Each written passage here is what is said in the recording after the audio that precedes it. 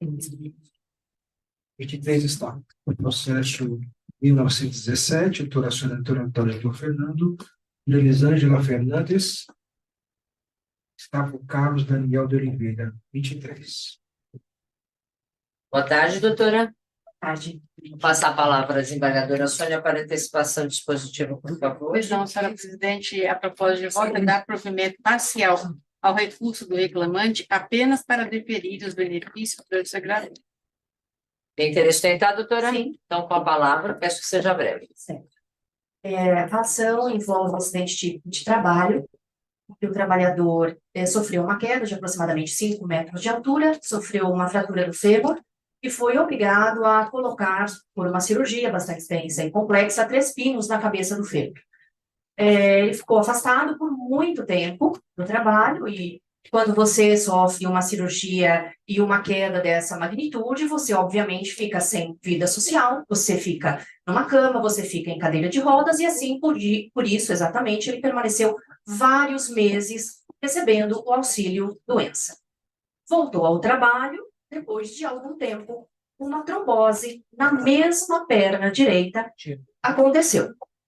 Ele não tem convênio, a empresa nunca, absolutamente nunca, prestou nenhum tipo de assistência a ele. E ele, então, por meio de um médico do SUS, que é especializado em cirurgia vascular, soube que aquela trombose era decorrente da queda de 5 metros de altura no momento em que ele trabalhava para a empresa reclamada, recorrida. Ele começou a fazer o tratamento, que é bastante sério, inclusive, uma trombose não é uma brincadeira, e foi novamente afastado e recebeu por também um bom período o auxílio doença. O INSS, em 2019, aproximadamente, 2022, fevereiro de 2022, 2019 ele sofreu a trombose. Em 2022, em fevereiro, o INSS deu alta e a empresa não o acolhia novamente no ambiente de trabalho, e foi então que promovemos a ação para pedir os direitos desse limbo previdenciário e também a indenização por dano moral, porque obviamente há um dano moral quando você sofre um acidente de trabalho, que você quebra a cabeça do fêmur, é obrigado a ficar meses numa cama, numa cadeira de rodas, e sofrendo com dores, porque não é qualquer queda, né, que faz com que uma pessoa fique com uma perna nessa situação. E muito mais por causa de uma trombose que o incapacitou de forma permanente. A capacidade dele hoje é reduzida, isso já está determinado com trânsito em julgado na Justiça Estadual, cujo perito avaliou e disse que, de fato, ele está com a capacidade reduzida permanentemente, só que o perito da Justiça do Trabalho disse que não há nenhum nexo causal entre a trombose e o acidente de trabalho. Por mais que isso possa hipoteticamente prevalecer, o que seria bastante injusto, porque o médico que o acompanha no SUS é categórico no sentido de que essa trombose na mesma perna, porque quando você cai, você não fratura somente o osso, você tem lesões nos músculos, e isso está tudo documentado nos autos por meio de documentos médicos bastante idôneos e legítimos. Você fratura os músculos, os tendões, os nervos, você não simplesmente fratura um osso. A queda de 5 metros é uma queda grave. E o médico perito disse que não há nenhuma relação em relação a essa trombose e o acidente de trabalho. Mas não é, e ninguém nega, porque é incontestável, incontroverso, obviamente, porque não há como se negar o acidente de trabalho, foi emitido o CAT, é incontestável que ele sofreu um acidente de trabalho. E é impossível que uma pessoa que sofre um acidente de trabalho e que caia, e que tenha que ficar tantos meses recebendo auxílio-doença, que sofre com dores, que sofre numa mesa de cirurgia com anestesia geral, que fica sem impossibilidade de ter a sua vida normal. É impossível que essa pessoa não mereça uma indenização por dano moral. Sinceramente, é impossível. É um dano moral óbvio.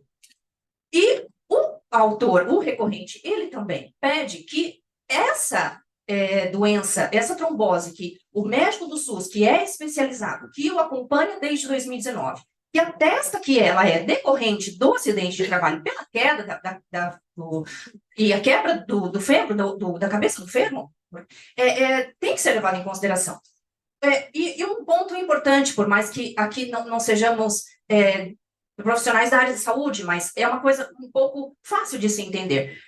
O médico perito da Justiça do Trabalho disse que não haveria nenhuma correlação entre essa trombose e a doença do trabalho, pelo fato de ele ter feito, na época da trombose, em 2019, um exame chamado anticoagulante lúpico, porque ele não faz parte de nenhum grupo de risco para a trombose. A trombose, ela, por meio de algumas questões fisiológicas, ela pode acontecer ou não. Então, por exemplo, um fumante tem muito mais tendência a ter trombose, uma pessoa obesa, e ele não é fumante, ele não é obeso, ele não tem questões hereditárias para trombose, então ele não faz parte de nenhum grupo de risco. Só que ele sofreu um acidente 2 anos antes do aparecimento dessa trombose. Um médico do SUS diz que essa trombose é, sim, relacionada a essa queda, a essa cirurgia extensa. E o médico, o perito do trabalho, disse não. Não há correlação, porque no exame de sangue que foi feito em 2019, chamado anticoagulante lúpico, que significa uma propensão de uma pessoa que tem uma doença autoimune, lúpus, ela também pode desencadear aí uma trombose.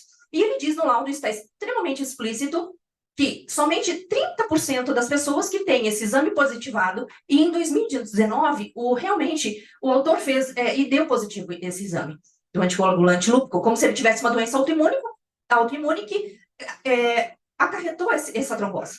Só que o próprio perito, no laudo pericial, ele diz que para pessoas que têm lúpus, somente 30% pode desencadear trombose.